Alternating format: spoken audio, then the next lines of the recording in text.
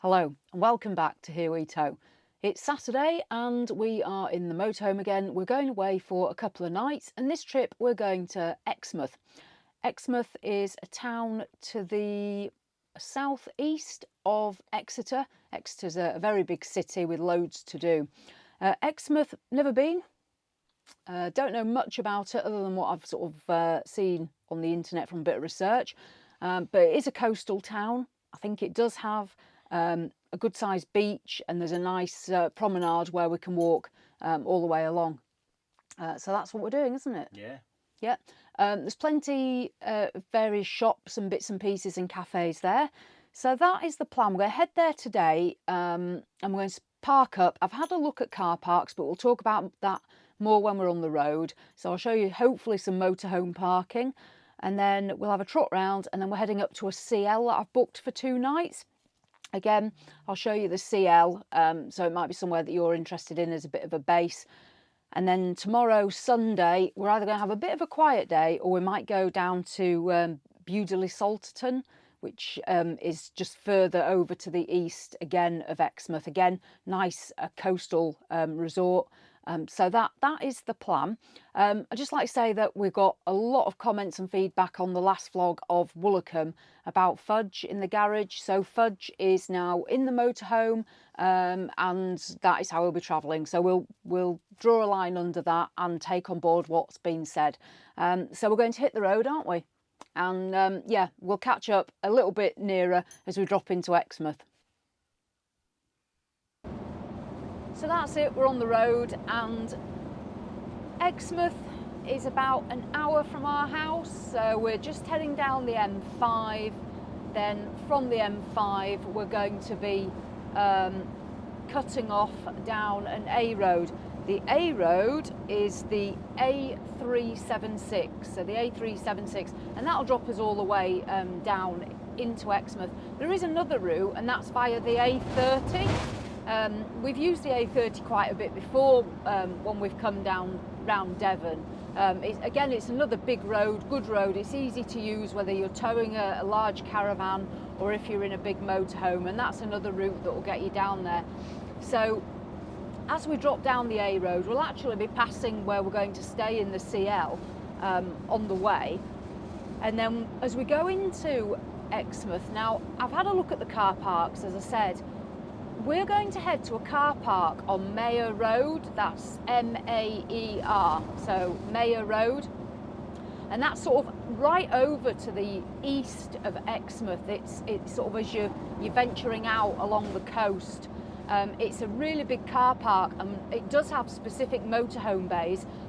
From what I can gather, you can stay overnight in that car park, which obviously is quite unusual for many car parks now, particularly across Devon. But it does allow you to park overnight. As far as I know, I found it on Search for Sites, which is a really good website. I think it might be £11 for 24 hours. Don't quote me. Again, you'd have to just have a look on Search for Sites or on the internet. If when I get in the car park I find some information, obviously I'll show you it.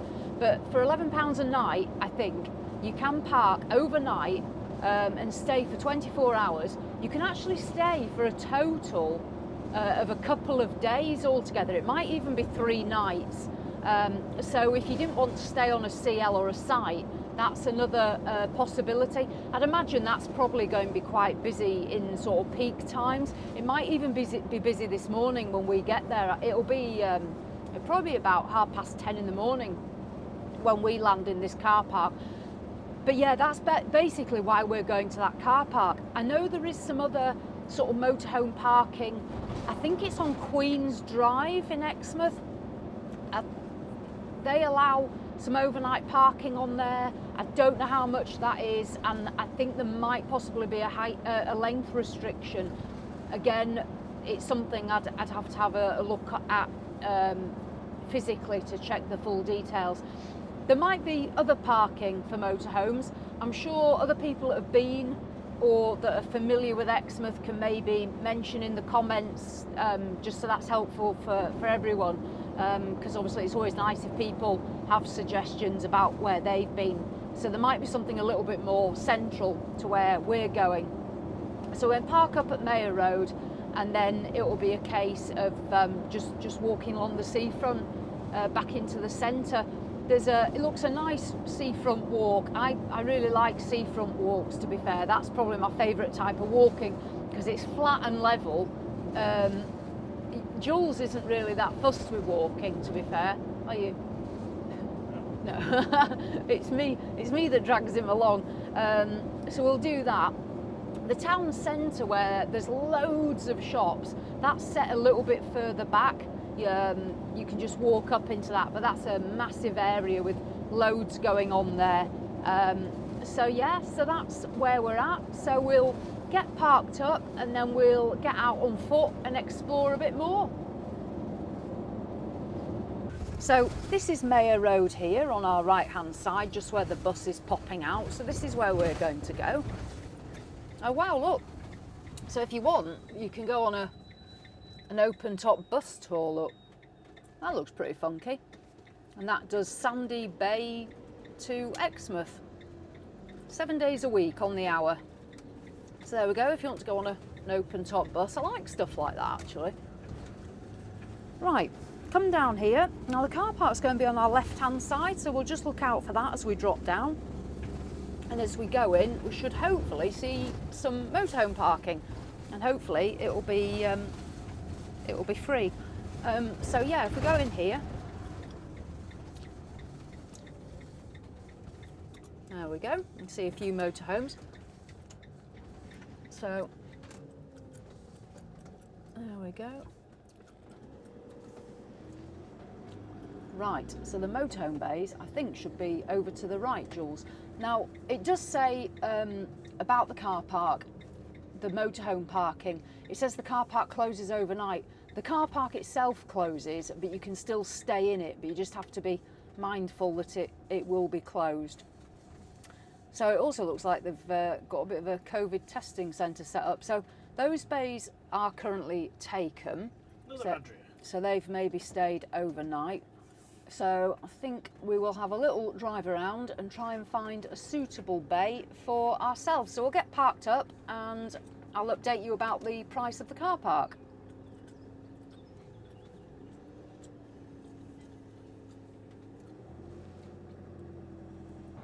So we got parked up and then we've trotted sort of just across a bit of a dune and popped out here onto Queen's Drive. So you can see the beach behind me. It's absolutely massive. I mean, it goes on for miles and miles and miles, literally. And there's all sorts of sort of water sports and things going on. Obviously seems very family friendly. Seems very dog friendly as well. There's absolutely loads of dog poo bins. I've seen dogs on the beach. I don't know if there's certain parts and certain times of the year when they're allowed or not. I don't know. Again, I'd have to check out the information around that. But I have seen dogs on the beach. So we're going to head that way, which is towards Exmouth itself, just walking literally along the promenade and having a bit of a leg stretch. So we'll carry on down there and see what we see.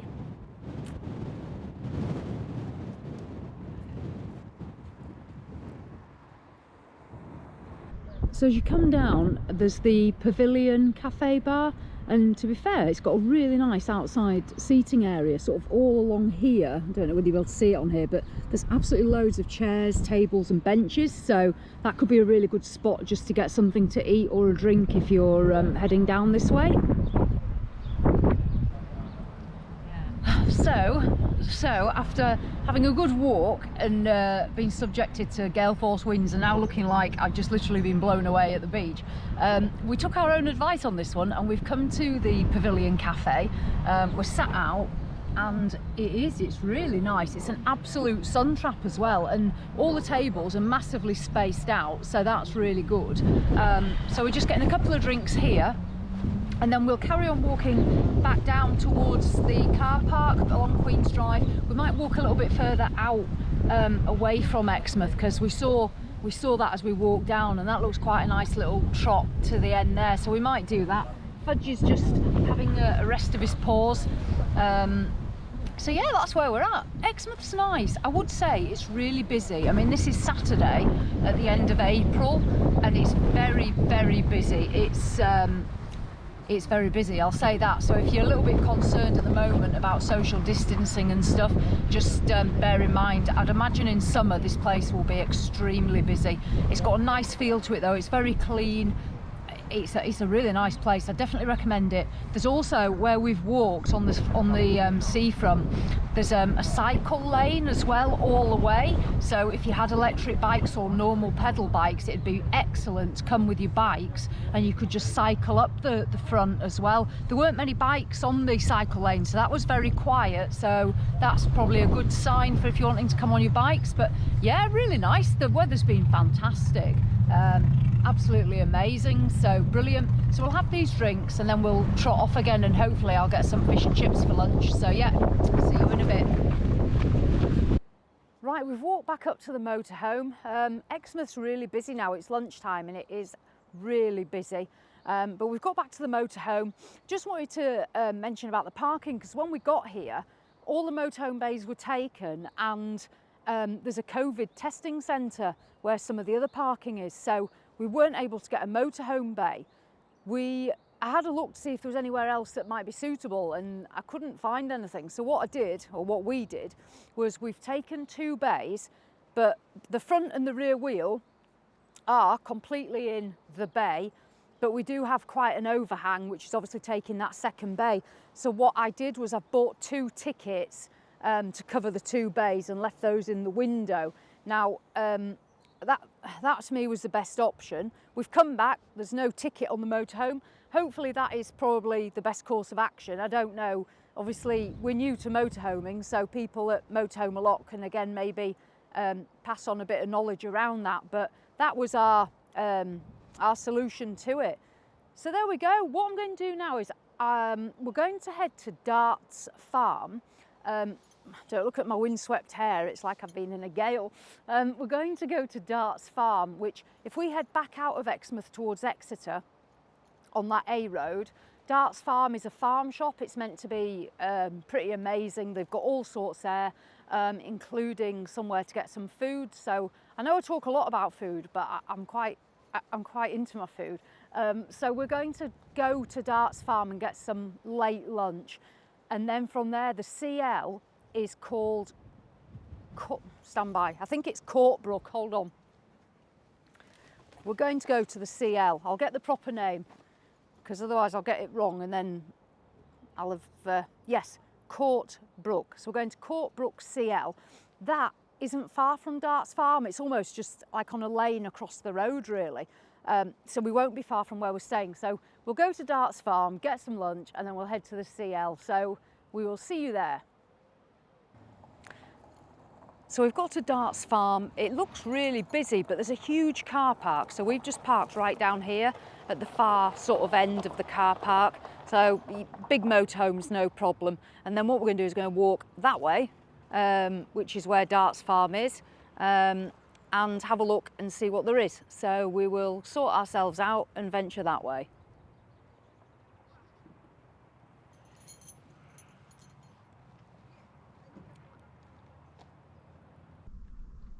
So Darts Farm, excuse me, I am eating fish and chips. Darts Farm is extremely busy. It's not somewhere I'd come back to, if I'm absolutely honest. It was extremely busy. I felt uncomfortable.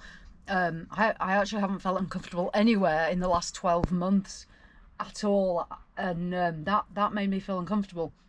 I've ordered fish and chips. There was about a 45-minute wait on them. To be fair, they're pretty good. Cost-wise, these were £10. Fish and chips, £10. I've never paid that in a fish and chip shop yet. I've paid that in pubs, obviously. The fish is excellent. I got cod. It's a good sized fish and it is absolutely excellent. This is like local, I say local fish, it's come out of the sea, what am I on about? But it's caught locally, and obviously I presume it's brought somewhere into one of these ports, and yeah, the chips we both think they're frozen chips, but they are good actually. So fish and chip wise, I'd give these an 8 out of 10. So that's pretty good by my standards, really. So yeah, 8 out of 10. They were worth the wait. So we're going to eat these, and then we're going to head on to the CL. So yeah, just wanted to update you on why we didn't really show you much of Darts Farm. It was just carnage. So yeah, see you in a bit.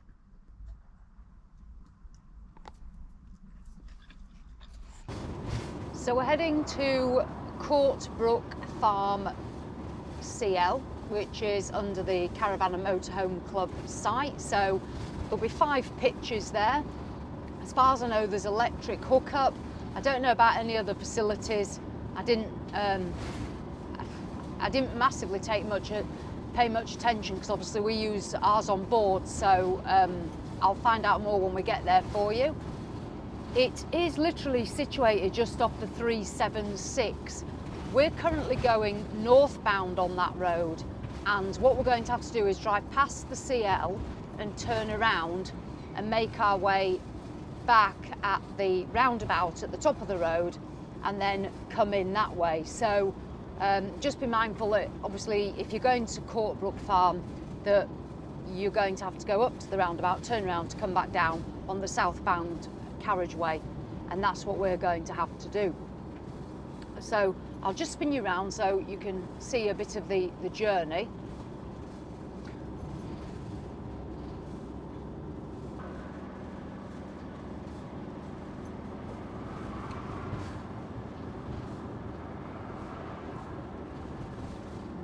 So we're now back on the southbound carriage. We've turned around, and the turning for the CL will just be coming up any minute. Having looked at it before, it looked quite a narrow little turn, and one you probably need to watch out for. So we'll see how suitable it is for the larger tow vehicles and what have you.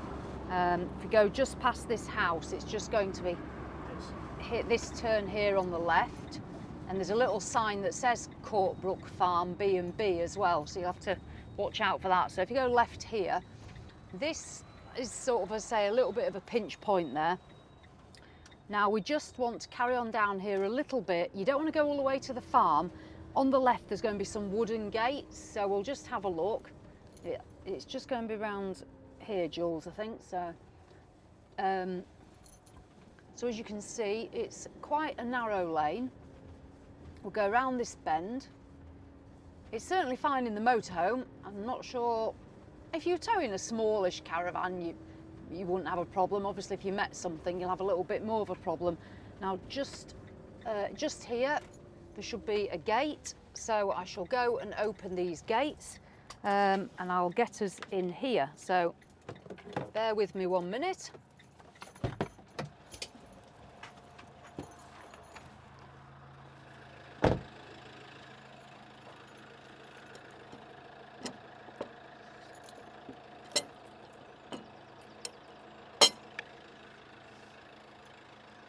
Just spin you around. Hopefully that wasn't too fast. Right, so I'll give you a proper look in a minute, but if you've never been to a CL before, or a CS, which is the Camping Caravanning Club, then basically they are privately owned sites. They're normally associated, linked with farms and things, and they are allowed up to 5 pitches. And then they can also have more pitches if they have tents. I don't know the exact numbers. I think it's maybe sometimes up to 10 tents or something. So that's basically what a CL or a CS is, but they are associated with the clubs. They sort of cover the licensing of them. So yeah, what we're going to do is, we found the water tap here. We're going to get our hose pipe out. This is another thing to think about, is when you come, that a lot of these places, they won't have any hose pipes. So if you're using, if you're not using an aquaroll, you need to make sure you've got a pipe so you can get the water into your motorhome. So we'll put a bit of water in. And if it is your first time, a quick top tip is, 1, have a suitable length of hose stroke food grade hose, so that if you're putting it in, I know people do use normal hose, but food grade, if you're wanting to drink out of it, then it makes sense. And 2, always have some spare hose lock little adapters. Connectors, yeah. That you can screw on to different types of feed, because a lot of them won't have anything on there at all. So bring your own little screw-on, so that then you can just quickly adapt onto the end of whatever you have brought to fill up your motorhome. So yeah, they're the two top tips. So we'll get some water, and then we'll get back to pitch 2 before someone else jumps in and steals it from us. So yep, see you in a minute. So that's it, we've put some water in. We do normally travel with a bit of water, but because it was freezing temperatures after we got back from Woolacombe, we dumped all the water out of the motorhome, drained it down. And we didn't put any in when we set off. We decided we'd just wait till we got to the CL. It is a lot easier if you just arrive with a bit of water, we've personally found. I was going to say something as well that I thought while we were doing that, and it's completely slipped my mind, but that might have just been it, that yeah, it is easy just to arrive with a bit of water. In the end, we have decided, oh, you can go further over, Jules, sorry. Yeah, you don't need to be like this. In the end, we've decided to go for pitch 4 instead of pitch 2. So yeah, because go in the middle, Jules, because you see how like they are with that corner there, so we need to be over here. We've decided to go on pitch 4. We've got a nice view out here. One of the benefits of going nose in everywhere is you generally get a better view of things, I've found, but that's just what I like. So this is our view. This is what we're going to be looking at. The farm's over there, and it seems fairly quiet and peaceful. I'll see if there's any road noise tonight, and we're just going to get set up. We're just going to get set up, and then we'll have a little look around, won't we? So there we go. Right, let's get fudge out, watered. We need a drink, and we'll sort these bits out. Leveller. Oh yeah, the leveller. Right, I have, and a couple of people mentioned about an app, and I have already got an app actually. Somebody, the Bubble Spirit. Yeah, somebody mentioned Bubble. So I can't remember who it was. Somebody mentioned Bubble. I've got Caravan. What's it called? I've got one called Level Remote, and it's got a picture of a caravan on it. And that's pretty much that's a free app. But I'm going to still use my trusty little old school. So we'll put the old school down. Oof, what's that mean, Jules? Down on the nose? That means we're level. Oh, we could come up on the nose. We could come up on the nose, but it's not massive, is it? It's not worth it. No. And these are grass pitches. There's no hard standing, and thankfully it's been very dry recently, so they are dry as a bone. So we're good to go. Right then, let's get set up and get a brew on. Let's get a brew on. Super. We'll see you in a bit.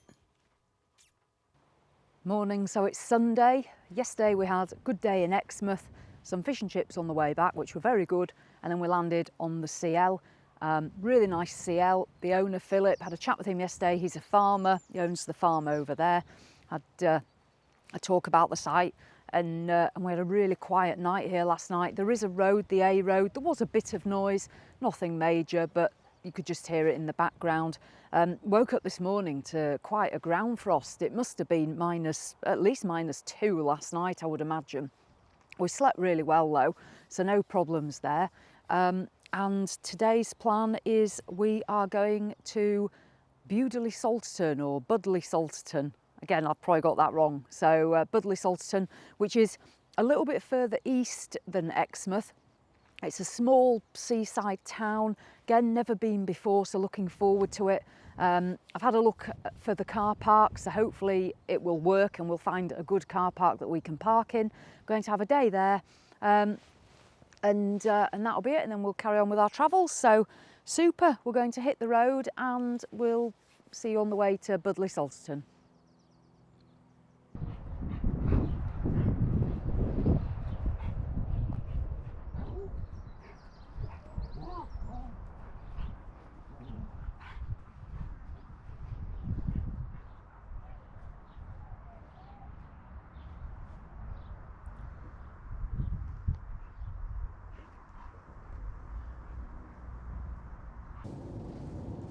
So we're on our way down to Budleigh Salterton, and we have left the site and we're coming down on the B3179, which we picked up from another B road just off the A road that we were situated on.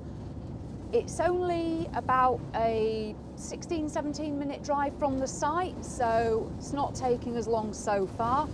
The road is, for a B road, it's not bad. It's narrow in parts where you get solid hedge line, but the rest of the time it's not too bad at all. The motorhome's 2.3 metres in width, so yeah, not a problem. We're going to drop down into Budleigh Salterton and then head for the car park that I've found. The way I find my car parks is basically, I'll go on Google Maps. Well, there's two ways.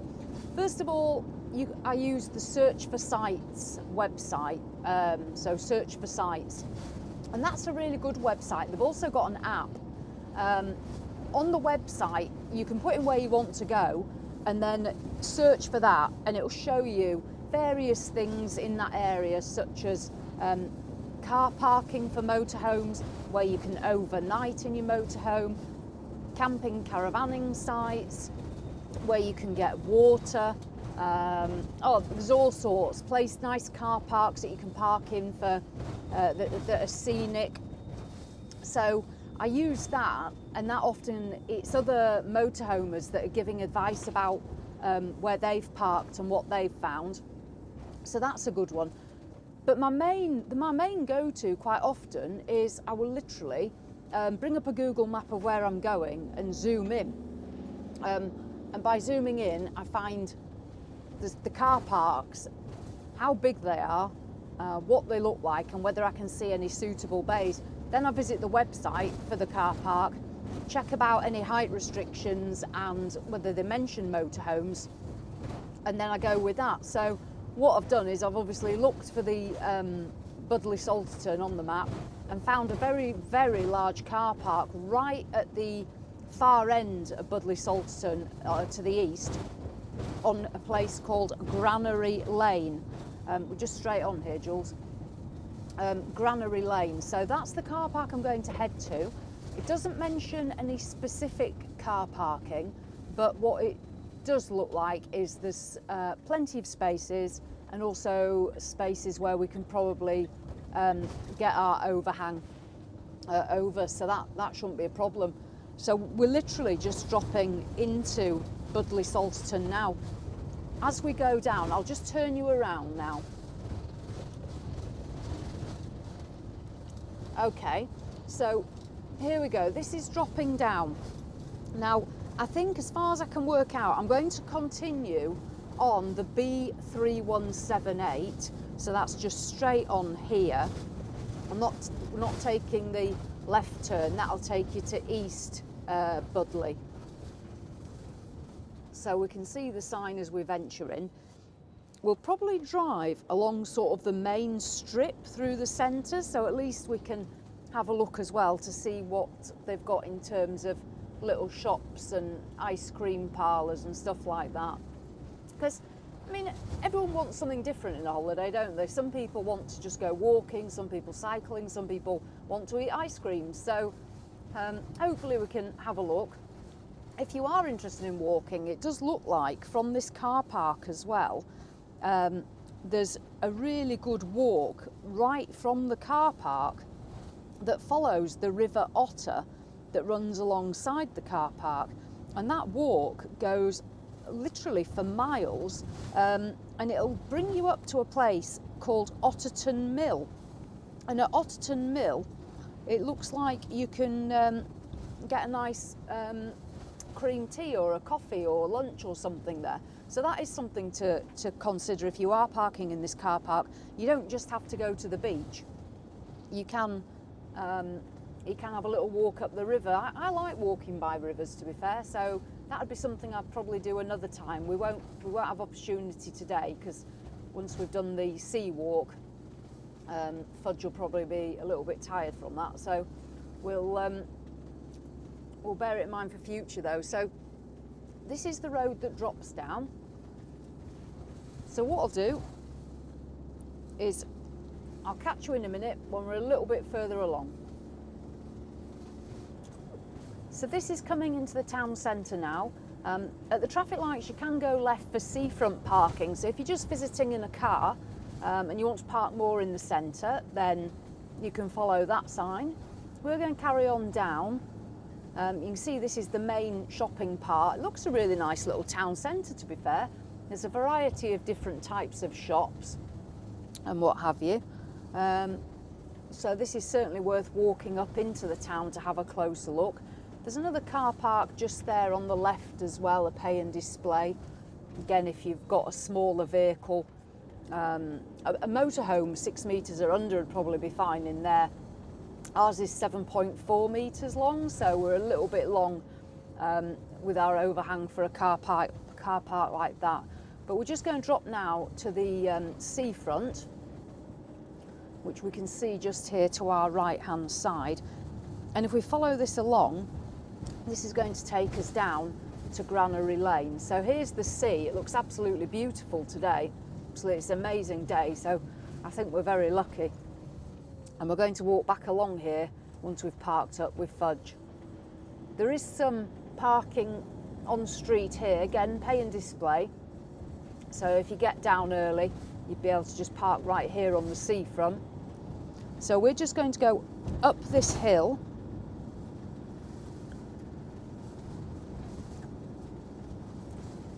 And as the road bends round to the right, there'll be a right-hand turn, and that will take us to the car park. You can see a sign here where it says 30, it then says seafront parking, and that's where we're going to take our turn.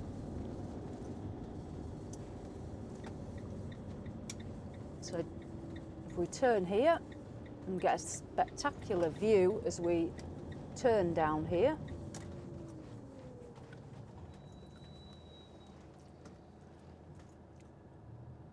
So there we go, this is the car park and this is the view, which looks absolutely beautiful today. So we'll be heading down there. So yeah, so this, I say, this is the car park down here. So if we venture down here, there's no height restriction and there's absolutely plenty of spaces here. You are a little bit further out of town, so you'll just have to walk down. So we'll get parked up and then we'll have a trot on the seafront. Jules is impressed, he just said, oh wow. So here we go. So this is the car park. So if you're coming with a larger motorhome, just obviously take it slowly as we drop down here. But plenty of spaces, and it's called Lime Kiln Long Stay Car Park.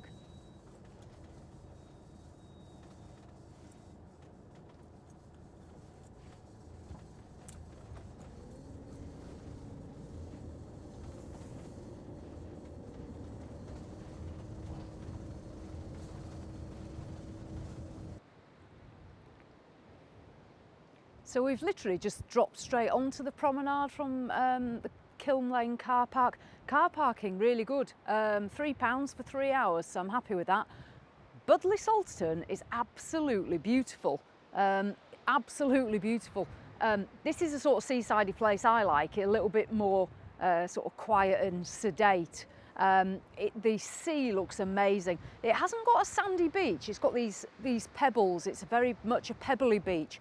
In terms of dogs, the far east side of the beach, dogs are allowed all year, and then as you move this way, I think there's some restrictions between May to October. I didn't look fully because we're not in that period at the moment. So basically, if we just follow the promenade, we will literally get back down into Budleigh where we drove up. So yeah, we're going to trot on ourselves down here. As you can see, it's quite a windy day. I'm having a really bad windswept hair day today, but we're going to carry on down here, have a bit more of a look around. But yeah, Budleigh Salterton, this is really definitely a beautiful place to come and visit. So that's it, we're back at the motorhome after having a trot around Budleigh Salterton. We did find a nice coffee shop. We stopped at Tea and Tittle Tattle. And I got a hot chocolate, Jules got a latte, and we tried a bacon and sausage sandwich and it was very good. So yeah, that was nice. There's loads of places, little coffee shops. Budleigh Salterton, I'd definitely come back here. This is really nice. This is certainly worth a visit. Parking, we've had no issues here at Kiln Lane, which is at the end of Granary Lane. The bays, they were quite small. As you can see, what we've done is we've parked in the bay, and then we do have some overhang here on this grass. As I say, you know, we're fairly long. From the car park, I mentioned about a path as we drove down. The path is literally straight up in that direction. So you literally just take it from the car park, and that walks you away from the seafront and up to, well, just straight up following the river. The river obviously just feeds down here. It's almost like a bit of a marshland part here. And then you can see the pebbly part, and that's the seas at the other side of there. So yeah, that was fantastic. We're going to jump back in the motorhome now and enjoy the rest of our trip. We were going to stay a further night down here, but we're going to venture home because we've got so much to do. We need to have a bit of a catch up. So we are going to venture home. It'll be about an hour and, I don't know, hour and 20 minutes maybe from here home, and have a quiet night tonight. So thank you to everyone that's joined us on another trip again. Hopefully that's been some use for you. And our next trip, I can't remember where we're going next. We've got a weekend away, but we're not going to film that. And then I think we might be going to Burnham-on-Sea, maybe next. It's all a bit of a blur, if I'm honest. But yeah, we've got a few more bits planned, so hopefully you'll join us on those and they'll be of some use to you. So, as always, thanks for watching, and I'll see you in the next one.